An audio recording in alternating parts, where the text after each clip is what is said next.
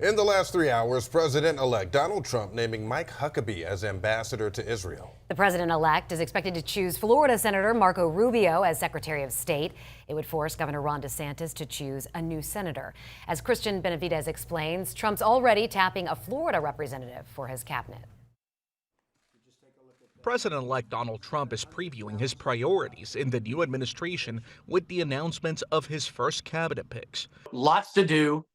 We know the clock is ticking, but I think we'll hit the ground running. On the foreign policy front, Trump's chosen Congressman Mike Waltz for National Security Advisor.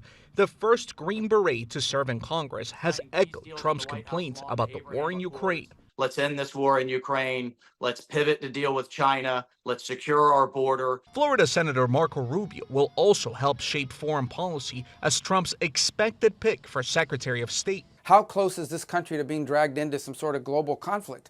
We now have troops from North Korea side by side with Russians on the ground in Ukraine. Trump also announced he's picked former Governor Mike Huckabee to serve as ambassador to Israel, demonstrating his commitment to Benjamin Netanyahu's government, even as it fights the war in Gaza.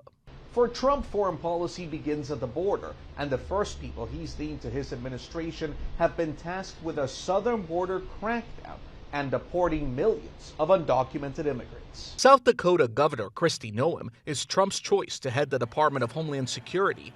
DHS includes Border Patrol and Immigration and Customs officials. Make no mistake, an invasion of our country is happening, and our border is a war zone. Trump has also named former ICE Director Tom Homan as his border czar.